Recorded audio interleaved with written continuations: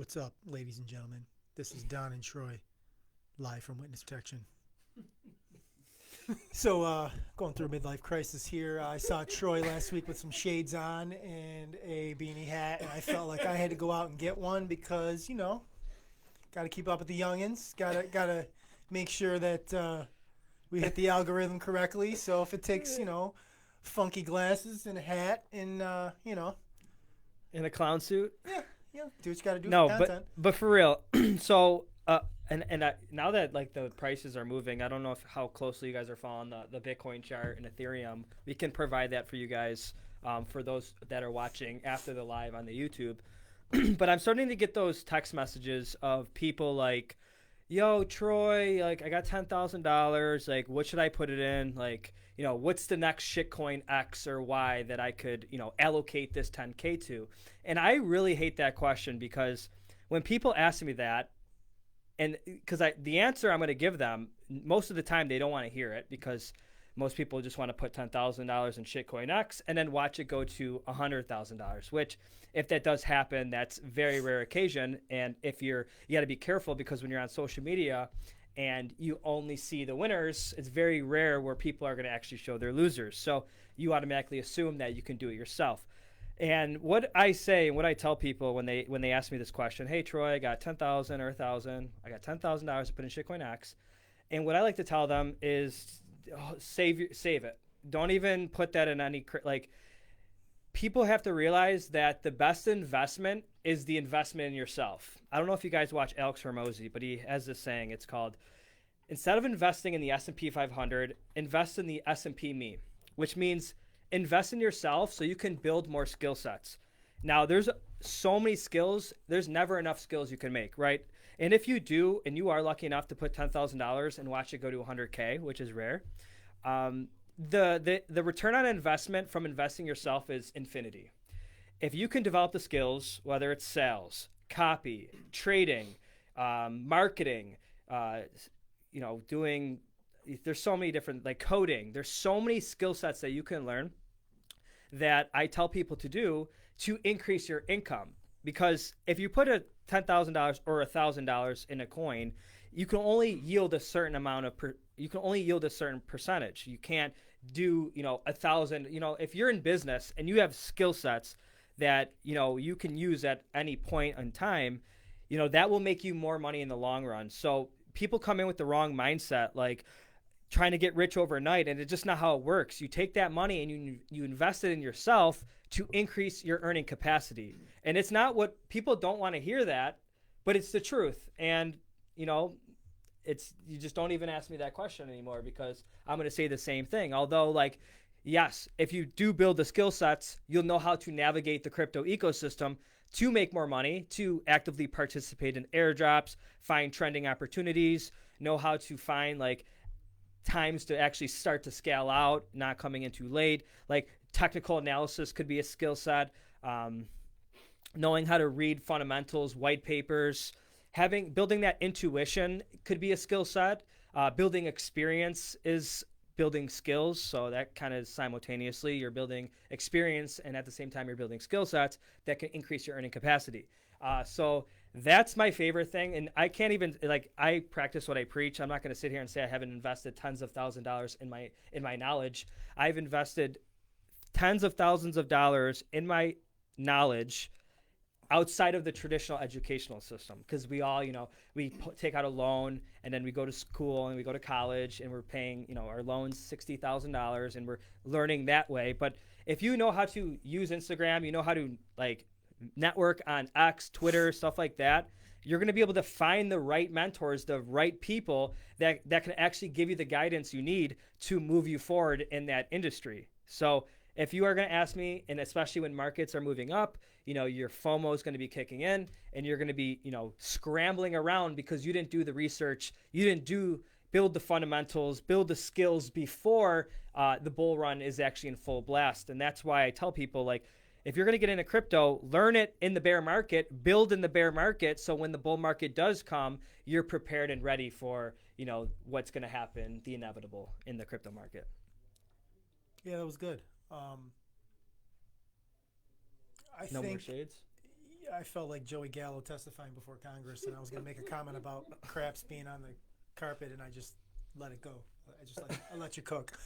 So, yeah, we're getting to a place now where the markets are about to really do their thing. I know we've been saying this for a little bit, but the halvening is 2 months away, literally, like April 18th to the 20th, I think. Less than 80 days. Yeah, so we're getting close to when the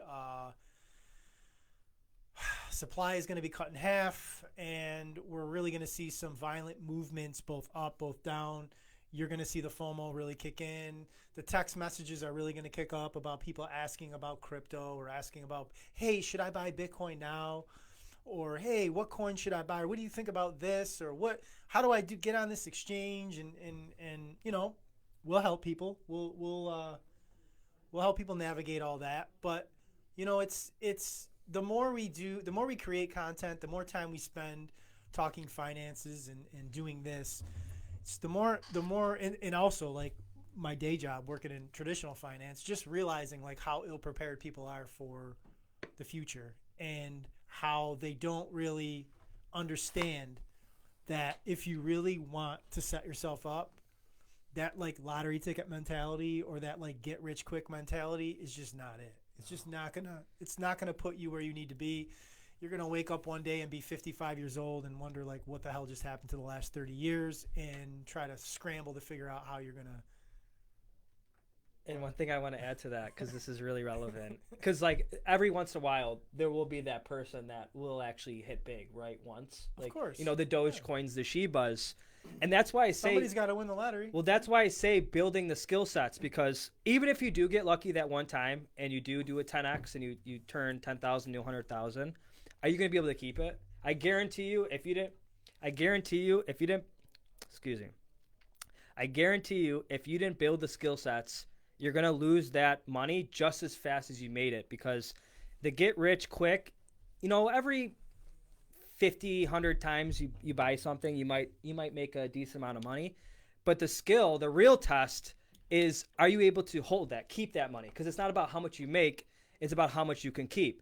It doesn't matter if your portfolio goes from 10,000 or 20,000 to 300,000. Until you know how to take profits, scale out, have systems in place, control your emotions, that's a skill set right there. Until you can do all that, then it's just numbers on a screen. And it's really not that impressive. That doesn't really impress me. Like, it's cool, you for the couple months that you're up, and every time you refresh your account and every day it goes up and up, that's cool. You can show people, but once you start showing people your profits and you get really excited, that's when you should take a step back and realize, okay, maybe I'm a little euphoric right now and I'm not thinking rationally, because you have to be very rational with your investment decision process. And then that's when you can start to sell, because that's one of my exit strategies. Once I have the urge to actually show someone my screenshot of my profit, that's when it's time to at least take 10, 20, 30% off the table. We had a great call yesterday, right? Was it yesterday? What call? Chainlink? No. The call me and you were on yesterday with. Shout out to Tyler. Yeah, say his name. Tyler Cole. I don't know if he's watching this, but we got on a call with him. We actually networked on LinkedIn, and he's really good when it comes to like technicals and macroeconomic stuff. Yeah. So he's really great to have. We invited him into one of our exclusive group chats we have. We only give that access to people that we believe in, and that are close to us, and Yeah, we got a good little Defiance group chat going. Yeah. Absolutely. And again, like, talking with him yesterday really like was refreshing to hear like another person outside of our circle that really thinks methodically about investing. And it just happens to be the crypto space. But like I've said it before, like no matter what you decide to allocate your resources to and your funds to, you should have some sort of plan and some sort of approach. And the scary thing, like I said, with the time that I'm spending now, not just on this venture with crypto and Defion Productions, but also my day job, talking traditional finance with people, like people are just like, things are bad, and people blame, and rightfully so, like politics or policies or all these other external factors on why their lives are the way that they are, and just not enough people take accountability for the reason being themselves of why their lives are not where they want them to be. Like there's only so much grocery bills you can complain about. There's only so much like paychecks that aren't where they need to be that you can complain about. You gotta, at some point, you gotta take action. Like complaining is good if you identify the problem and then you actually have a solution for that problem. But just complaining with no like plan or solution is you're just wasting everybody's time. Don, I wholeheartedly believe that we're in an accountability crisis, and I agree. I think that's. I agree. I think on many levels, not just finance, many levels. Yeah. Fitness, health, like it's so many different issues going on right now. But I do want to say something, Don. Do you like my new Apple Vision Pro glasses? Did you guys have you guys seen the new Apple? So because this is going to tie into our next conversation, which I do want to dive a little bit into digital assets and NFTs. If you haven't seen, Apple came out with a new product, Vision Pro goggles, and basically it's kind of like a phone in your peripheral, so like in your vision, and you can like, have you actually seen it on YouTube? You can actually like watch a video. So let's say there's 3 sports games going on. You can watch, football, basketball, hockey, and you can have someone on the phone. So this is where we're headed, right? And eventually it's going to get more intense, maybe a contact lens down the future. But this is why I believe if you're in crypto, that's a great start. I've been crypto, and one of my biggest beliefs in this ecosystem are NFTs and digital assets. Now that could be either gaming, that could be PFPs, utilities, different types of NFTs, right? And if you think NFTs are a fad and you don't think NFTs are going to be around, then you have it twisted. Don't get me wrong. There's a lot of shit projects. There's a lot of shit crypto projects, just like in 2000s or late 1990s, there were shit internet companies, and all they had was internet in their name, and people were throwing money in it. So be careful when you are diving down that ecosystem, but don't disregard it. Don't like think of it as like this fad, because there's a lot of opportunity in NFTs, and if you don't understand it now, that's fine. Pick up there's a bunch of NFT books, podcasts, because you have to build the conviction in it. To truly see the value in something, you have to understand that thing better than anybody else for you to see the value in it. So if you don't see the value in it, there just might be a lack of education. So there's nothing wrong. You just have to, dive more into it. But, once we have these goggles on and people are looking around their room and they could place their NFTs on the walls, and eventually, as, when everyone first got, like when the iPhone first came out, not everyone had iPhones and new like big high-tech phones, but eventually we adapted, and the masses adapted to that new technology. And that's similar to what we're going to see with the Vision Pro glasses. Eventually it's going to be sleeker, it's going to be lighter, it's going to be Bluetooth, because right now it's with like a little cord, and eventually it's going to be a contact lens. And if you can see the future and you can see where we're headed, then you can front run the opportunity, and that's where NFTs come in, where you could front run it, and that's when a technology is good, because not many people are doing it, right? And that's where I see the potential. And I just think there's going to be a massive NFT bull run. I think Vision Pro glasses are just an eye opener to what digital assets are to become. And I just think people are making a big mistake by not opening their eyes and being open to the idea of this stuff and this technology. It's everything. It's on the blockchain. We're going to have a tokenized world with real estate, insurance, stuff like that. So I just don't want people to miss out on it. And me, myself, too. I'm definitely underexposed and in the NFT market, but I just think as an overall general perspective, I think NFTs are underrated, not overrated, 100,000%.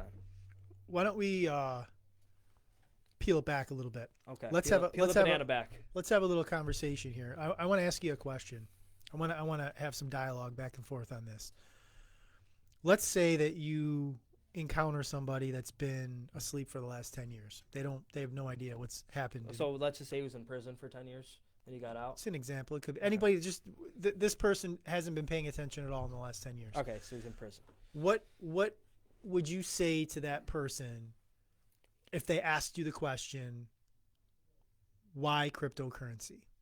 So the question is, why cryptocurrency, right? And you have to remember, like, this is where we have to try to remember to keep things, right? Yeah. Because me and you, we get technical, and because we know this thing on such a high level. If we have to remember, like, people watching this or watching the podcast or, you know, maybe coming to us for the first time every time we do this. Yes.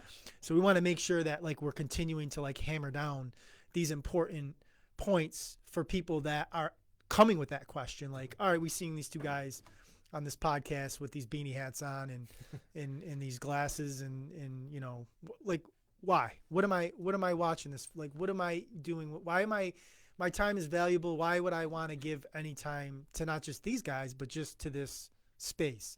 So how would you answer that question to someone? And remember, we have to keep it as layman and basic as we possibly can, which is tough. It's just, I will admit that it'll be tough.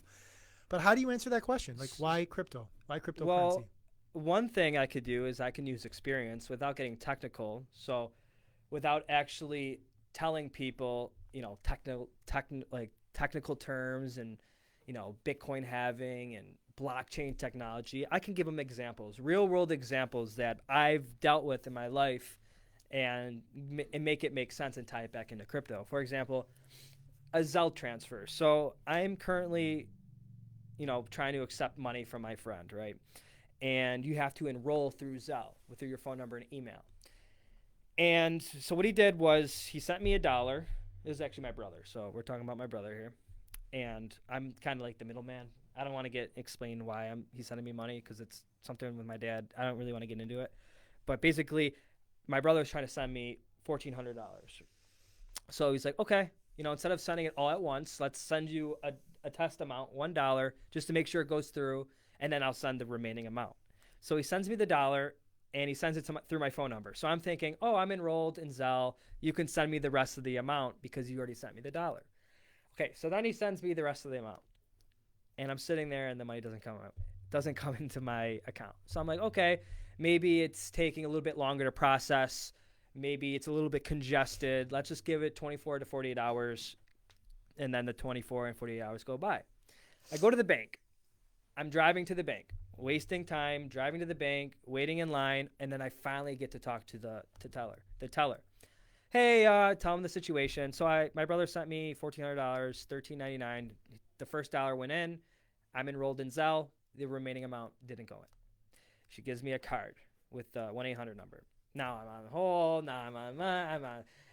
Where's my money? Like, that's where we're headed. Is like, I want money that's permissionless. So imagine a global monetary network like a Bitcoin, where you can transfer value permissionless, borderless, with no friction, no intermediaries, and it's just this internet money. And I would say it in more like fun terms, like internet money, even though it's a lot more than that. And I'm able to get that immediately. It might take 20 minutes max. There's no third parties, because now we're having the conversation of, should I just Zelle you? Should I just Venmo you? Should I send you Cash App? And he doesn't have Venmo. I don't have Cash App. And then I guess I wasn't enrolled in Zelle. And I'm like, oh, if I would have just gave you my public address, my Bitcoin wallet address, you could have sent me that. And I, like, within minutes, and this would have been over with. Now something that was supposed to take 10 to 20 minutes is turning into a week, 2-week thing. And it's just like, and my brother's not big into crypto, and he's like, well, why do I need permit? Like, what? And I'm like, exactly. This is why I do crypto, because I want money that's not controlled, and I don't need permission from anyone to use it.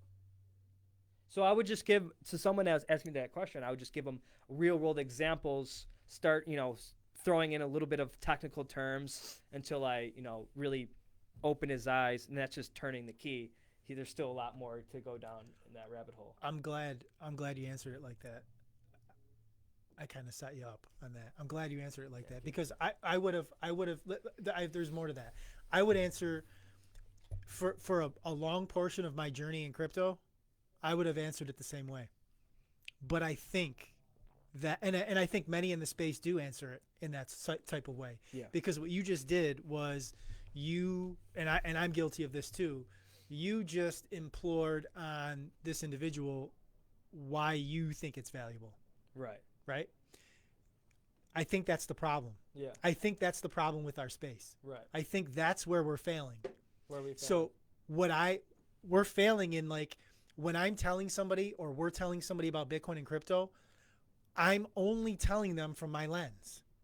Right? Yeah. So, and again, in the podcast for a while, like we've been trying to be self-aware of the fact that, like, sometimes we're speaking to each other, but we're not Right. speaking to our audience.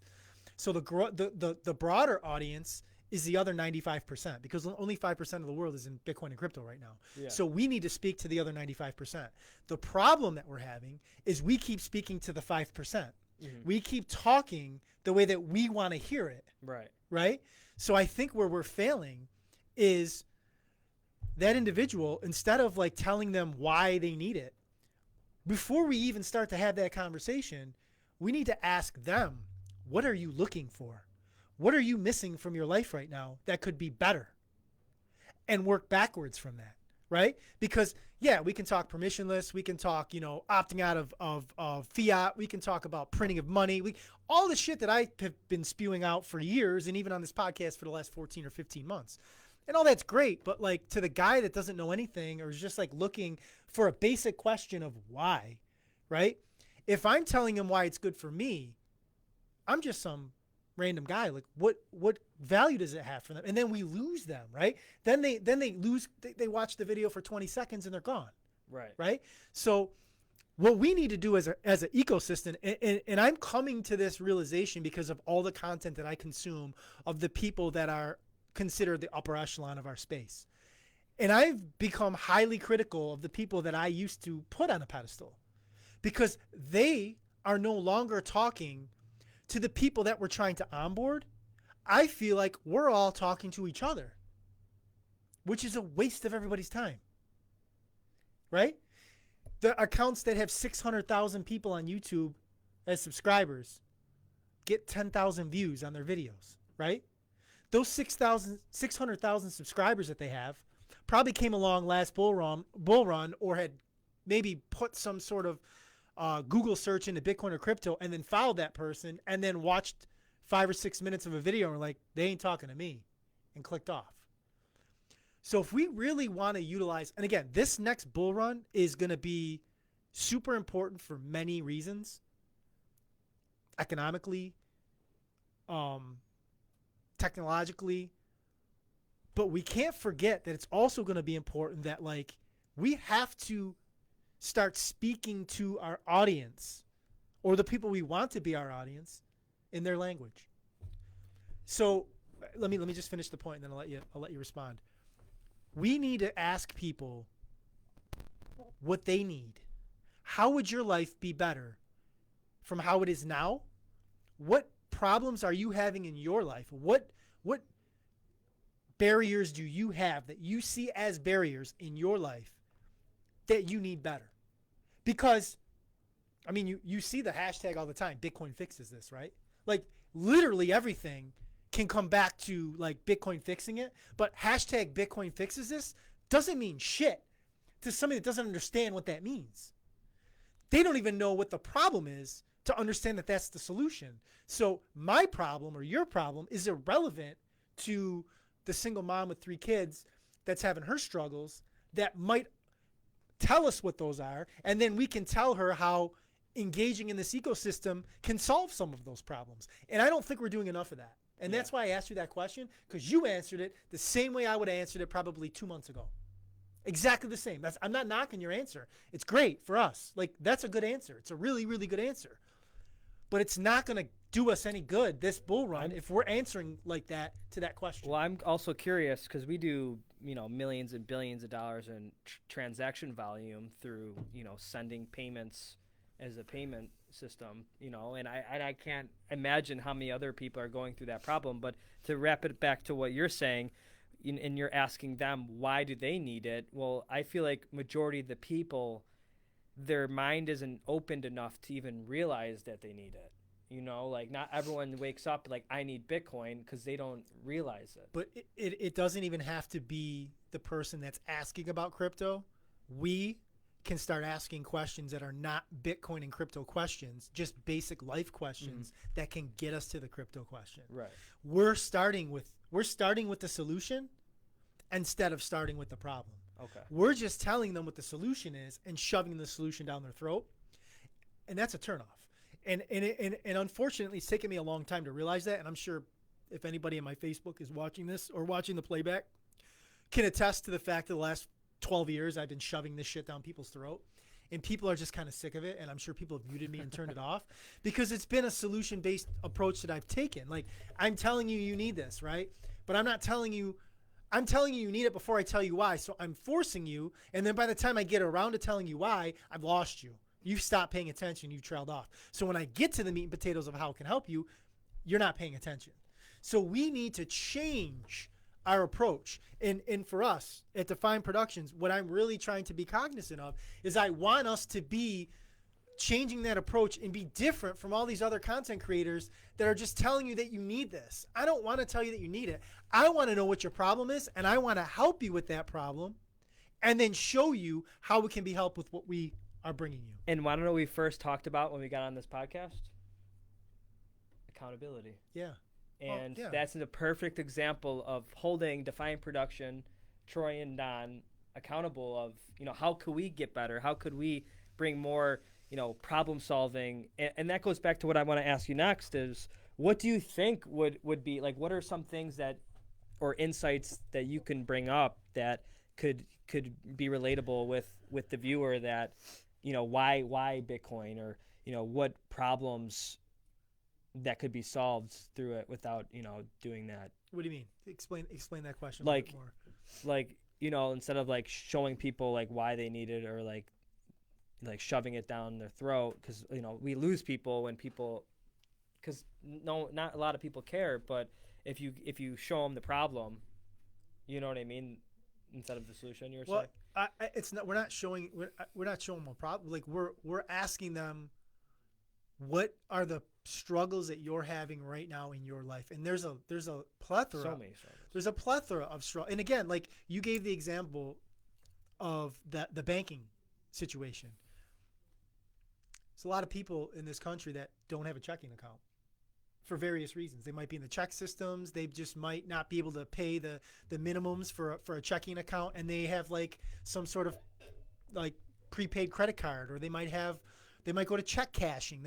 They might pay the 7% and get their check cashed there. They might go to Tops or to Walmart and get their check cashed there. So they're not even in the banking system. So like that example is great for some people, in but the first world country people. For a lot of people, they're like, I don't even have that. Right, you know and what I mean? and you're right, because there's so many, Bitcoin's useful in third world countries. So instead of how great this is, not just in their first world country, because we have bank accounts. We're lucky enough to be, in this great country, but the people that don't have access, that makes sense. That don't, in a lot, like for example, I know people that in Nigeria that don't have even Venmo or Cash App, stuff like that. So that goes back into why Bitcoin is, well, they're able to, people that don't have access to these intermediaries or like a PayPal, stuff like that. I got one of my editors from Pakistan. We don't use PayPal. Like he doesn't have PayPal. They don't have access to the same, the same platforms that we have access to. And that's where this money, this borderless money, could be very helpful to transfer that value across nations.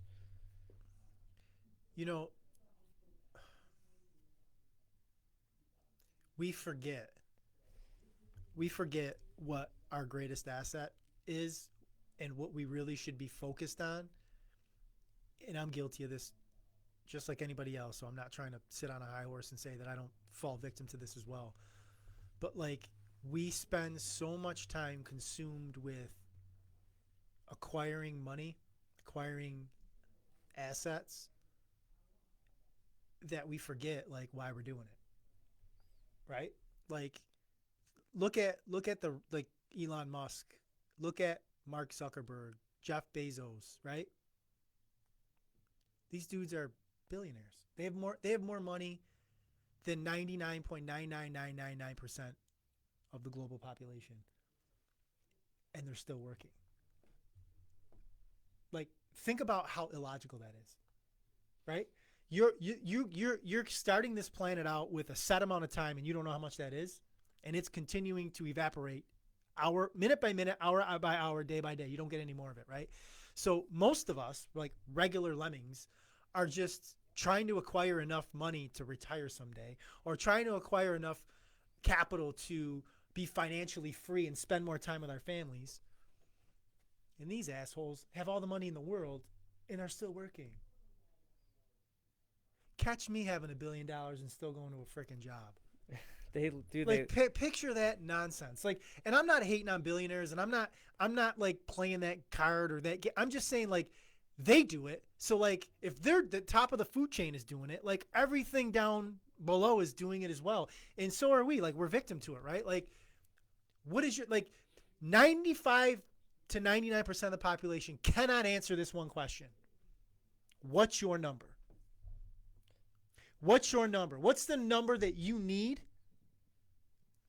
to be financially free? Most people can't answer that. They don't know what that number is. They might have a general idea, but they really, truly don't know what that number is. And even if they hit that number, what does that mean if they hit it? What does that mean to their life? What will that look like? They don't know. They don't know, right? So, again, to circle back to like how I started this whole conversation, like what we're trying to do is we're trying to do the closest thing to buying back time, which really doesn't exist. It really doesn't exist. You can't buy time. It's continuing to go. But like the more financially free that you get, the more ownership you have over your time. So we're all trying to get ownership over our time, not have somebody tell us when we have to, perform at a job, or when I'm allowed to take a lunch break, or when I'm allowed to go home, or when I have to come into the office, or all those things. Like we're trading time for value, right? Whether you're going to a 9 to 5 or you're on the street corner selling rock. Because if you're on the street corner selling rock, you have to be on that street corner selling rock because that's what you do to get capital. So you're still selling your time, even though it's illicit, for value. So no matter what, like you're a slave to that mindset. And we say fiat mindset, right? Because we talk Bitcoin. But like I also don't want to be like even a slave to a crypto or Bitcoin mindset, because at the end of the day, this is all about like the freedom to own my time. And and that's why like I've made peace with the fact that, like I've said before, like I'm accumulating Bitcoin for the generation behind me, right? So my financial freedom will eventually come at some point, but I don't want the generation behind me to be a slave the way that I was to the first 45 years of my life. So I asked the viewers, or I asked the public, or the everybody at large, like, to take the Bitcoin and the crypto and everything out of the conversation for a second, and just think about the things in your life right now that you wish could be better. And if there was a way to make them better, what would you sacrifice to do that? Because that's where it all starts. That's where the conversation has to start. What in your life needs to improve? What are you willing to do to improve it? And if there is something available to assist in that improvement, how willing are you to be open to that idea? Very well said. That's where we're at. I like how you tied into like trading your time for value. We trade our time for money, for value, and that's where I come in and I talk about like building like the skill sets, or like how to buy back more time, because that's the ultimate asset, man. Like time is the ultimate currency that we're striving for. So if you like, because there's billionaires, CEOs out there that they have all the money in the world, but if you look at their schedule, their whole week is filled with meetings, They don't own their own time. They have $1 billion, but are they really able to enjoy the money? And then there's the people that have, a couple $1 million, let's say $10 million, but they have a lot more freedom. And so if there's two types of people, you have person A, the dude that's a billionaire, and he's the CEO of a $1 billion company, and his whole schedule is filled with calls and meetings, but he doesn't really own his time because he's doing this, doing that, serving this dude, doing this dude on this call, with meetings and then there's the person B he has, $20 million, but 3 days of the week, he can do whatever he wants. He could travel countries. He can spend time with family. He can, take care of his health, so choose which life you're going to go down, but just realize that time is the ultimate asset. So you have to harvest that asset, keep that asset close to you, and use it effectively. Because if you're hanging out, chilling, because I know when we were young, I don't know if you were young, I used to just No, I was hang. young. I was young at some point. It was a thing for me. Well, I know I'm old now, but at one point I was young. But I know kids that I used to hang out with, and I was just chilling, just hanging out, just riding around in the car, just wasting time, just no understanding of what time even means, thinking I have all the time in the world. And now that I'm in my later 20s, and luckily I'm able to find this out and figure this out sooner than later, it's just like how precious time really is and how much I value time. It's just insane. I love it. I like going through like the Forbes 400 every once in a while and looking for people I've never heard of before. Like looking for names that I'm just like, who the hell is that? I respect Elon Musk. I respect Zuckerberg and Bezos for the value they've brought to humanity, the companies they've created, the things that they've done, the money they've accumulated. I have respect for them, so I don't want to make it sound like I don't respect them, but I respect the shit out of those guys on the list that I've never heard of. I got to look up what they do or who they are, because they made their money and they've made their money and they're just enjoying life. There is no like, I need to be in front of a camera. There is no, I need to be in front of a boardroom. There is no like, you're going to be in, Wall Street Journal. It's just, I made my money and we're chilling. Like, we're going to enjoy this thing called life. I have utmost respect for the people, and it doesn't have to be a billionaire. It could be a multimillionaire that does that, or it could be like anybody that just like found their number, reached it, and is doing things on their own time. I got so much respect for that. Yeah, I really liked how you brought that up because, especially humans, we have emotions. We're, greedy unless you know how to like navigate that and be able to control that. What is your number? And that I like how you brought that up, because what is your number? Because some people be like, I want 2 million. They get to 2 million and then now it's like 20 million. You know what I mean? You have to know when's enough's enough, right? Because then you're just going to be miserable and you're going to have 20 million, but you're not going to be happy because you want 200 million. I liked how you brought that up. That was a good point. I mean, if we're having this real discussion about like onboarding people into this ecosystem, like we have to have a starting point for the conversation. Because I don't think our selling, I hate to use the word selling, but I don't think our selling slogan has been that successful. Because if you really think about it, like we're 15 years into this with Bitcoin, right? And altcoins have had going in our third bull market with them. And the adoption curve, although you'll hear from many influencers that it's great, I don't really think that it is. I don't think the adoption curve is as great as everybody says. I mean, now you have Wall Street here. Like, yeah, that part is legit. Like, you got, the ETFs and the BlackRocks and the Fidelities. We have more users than the internet. What do you like, mean? we have more people using blockchain than the users in their late 1990s, early 2000s. It's not a fair comparison. Technology evolves. Things should be faster. Like, you can't use that as a metric because that was 25 years ago. Right. So the speed adoption ramps up. As technology ramps up, speed adoption ramps up. So yeah, I've seen it. I've seen the models and all that kind of stuff. But like, we have the internet to look back at, and we keep using that as an example. Before the internet, there was no internet. It was like we just didn't think that this thing could exist. We didn't think World Wide Web and being able to communicate the way that we do was even like we didn't fathom that. Now we have that to look back on. So like, what's the excuse for like people saying, oh, this is the new internet, or oh, look, the things we're gonna be able to do. Look at how we did these things in 94, 95, 96 with Windows and with World Wide Web and Google and all these things. Like we can look at that and say, show that as examples.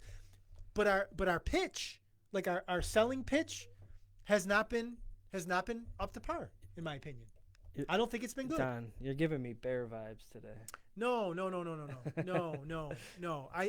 I'm trying to be real. Yeah.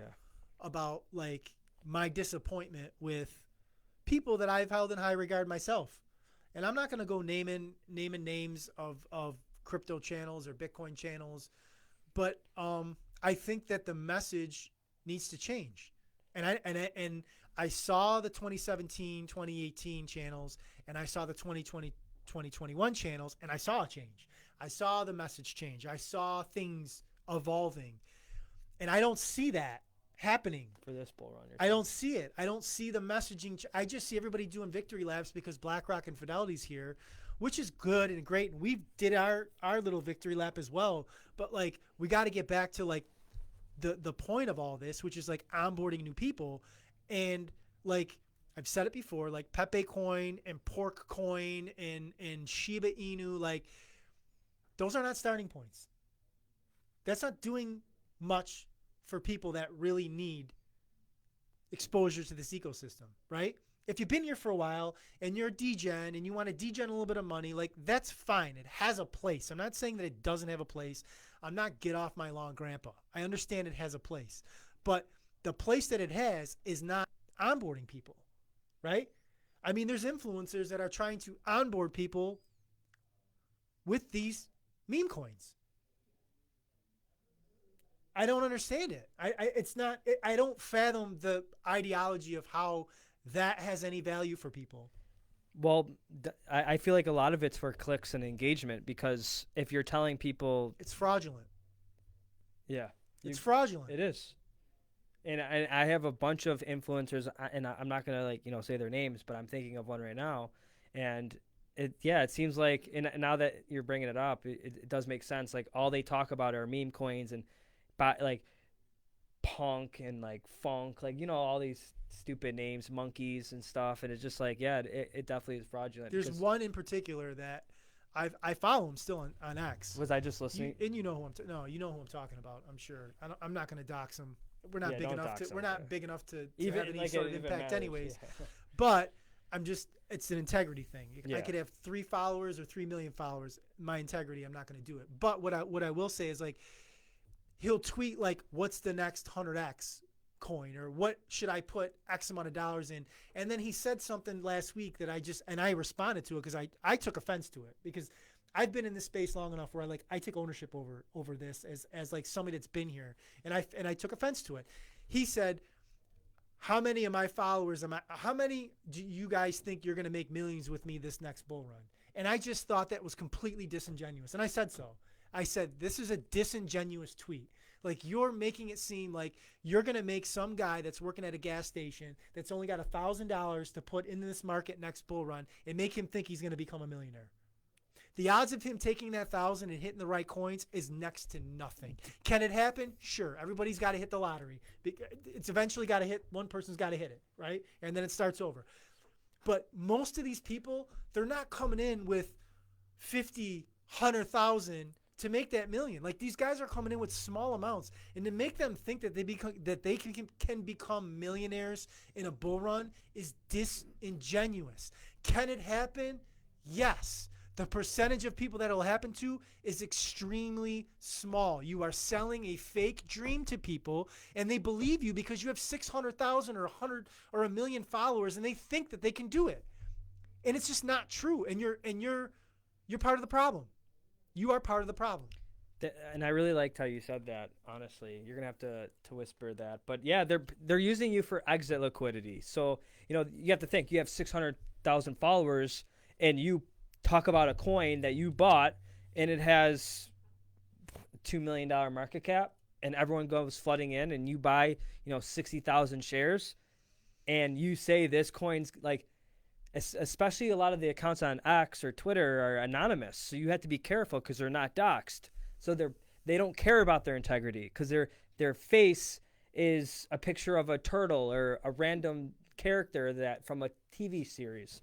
So, and with a random name. So you have to be careful with who you take advice from because again, you're just that $1,000 is going to be their exit liquidity. I'm going to make a statement right now. Let's hear it. We are not a big channel by any stretch of the means. We hope to one day grow our YouTube channel and our presence in this ecosystem.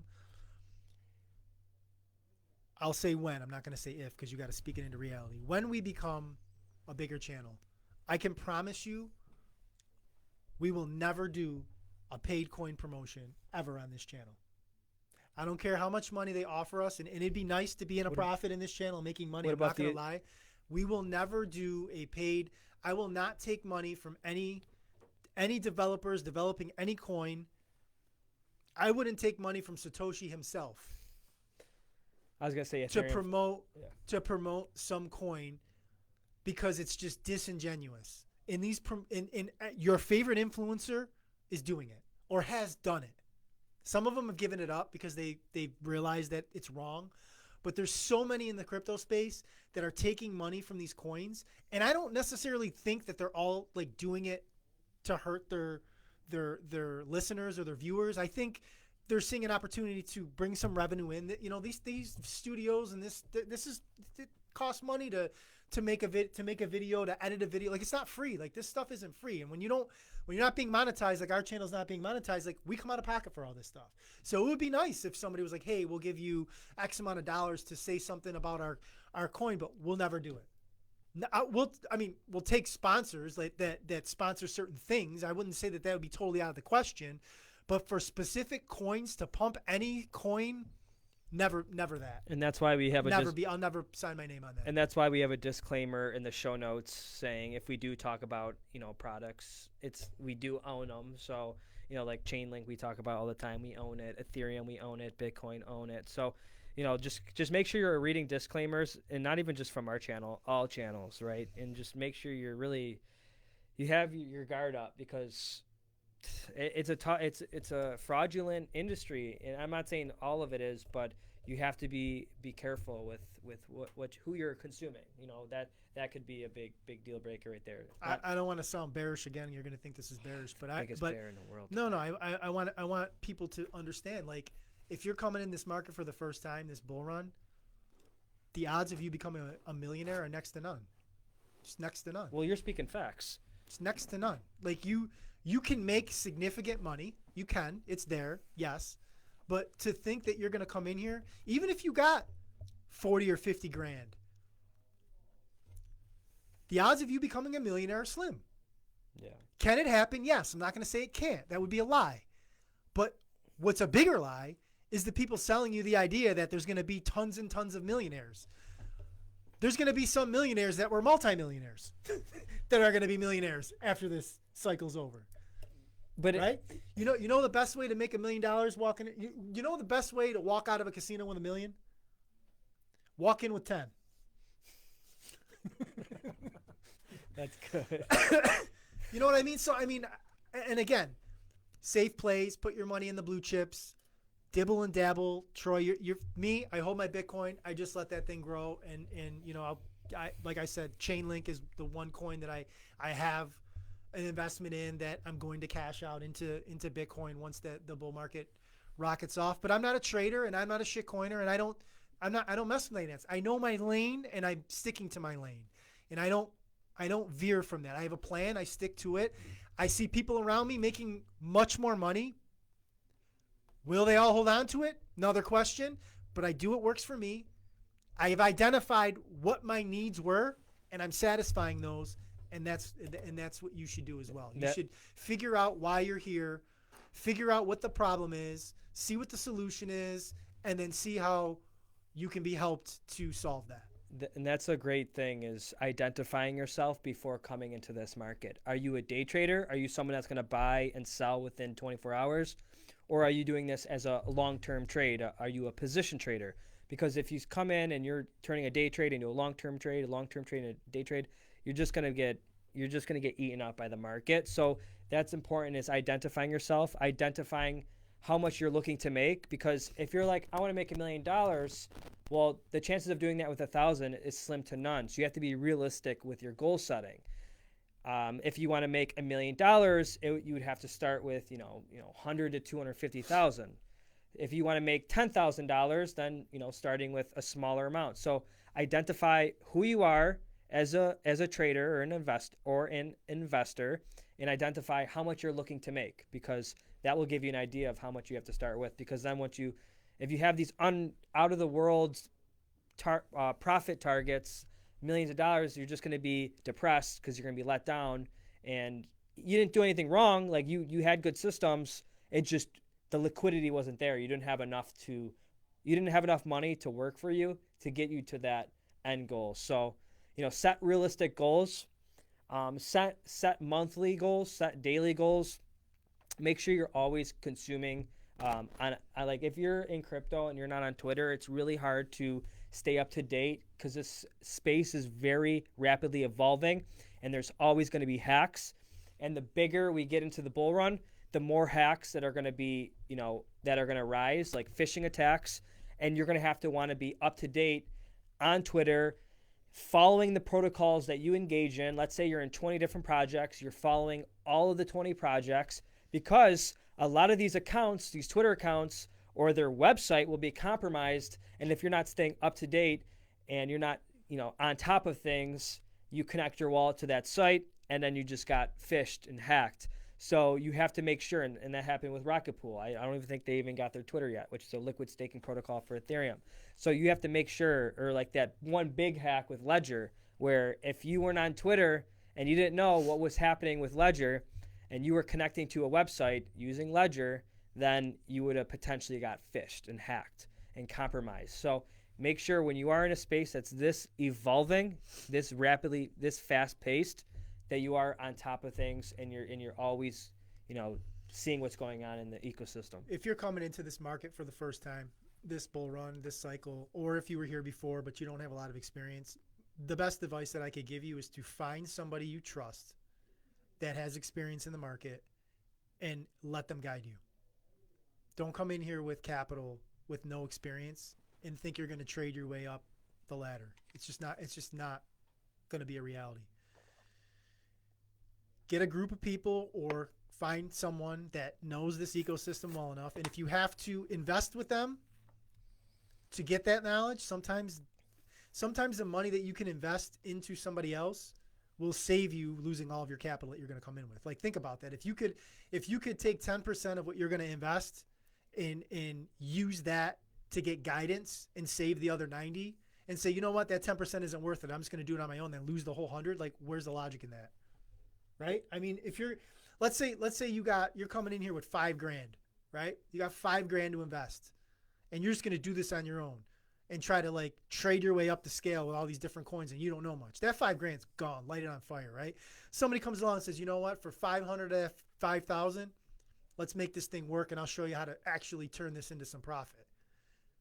That's right? amazing. That's the truth. Just logic. That's the truth. And I'm not saying you have to do that, but I'm saying your odds are just going to be more successful if you can. And again, you might find a friend that'll just do it for free. But I'm saying, like, think about, like, if you find somebody you trust, it's got to be not somebody that's going to scam you, obviously. But if you find somebody that you trust that has good reputation and will guide you, because again, like, you got to remember, like, I just talked about time being valuable. Like, this is time consuming. Like, people's time are valuable. Like, people look for cheap things, you get cheap results. Like, if you're looking for value, you're sometimes going to have to pay to get that value.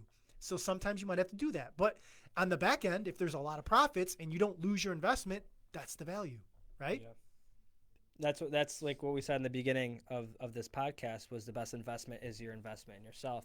So investing in mentorship, investing in courses, investing in coaches, finding people that you trust that can actually, like you said it perfectly, save that other 90%. Because if you're coming in with a blindfold on and you come in with $5K, just throw that. You're better off throwing that 5K away if you're, because, I've been in this since 2017. I wish I had guidance when I first came in, because I would be 10 steps ahead of where I am today. I don't want to go back in time. I'm glad I did what I did. I built a lot of experience, but I don't think it was that popular in 2017. But people like us can be used for people coming in, and we can implore upon them the mistakes that we've made so they don't repeat those mistakes. That's where our value comes in, right? I can talk about 2015 and 2016, things I wish I would have done. You can talk about 2017. I can talk about 2020 and 2021, the things that we did that worked and didn't work, right? Instead of you coming in and just figuring it out on your own, because mistakes will cost you money. But if we can save you those mistakes, or not even we, anybody that you trust that has experience can save you from those mistakes, that's invaluable. That is priceless insight and knowledge. And that's what, again, like, this is a tough ecosystem if you don't know what you're doing. And again, understand why you're coming in, figure out what problems you're trying to solve, look for some solutions, and then seek out people that will assist you in that process. John, you sound like you want to start a mentorship program with me. I'm just imploring knowledge on the people, buddy. Just letting everybody know. Oh yeah, another thing, S&P 500 is at an all-time high, so congratulations to you TradFi homies on your long-term 401ks. Why do you look like that?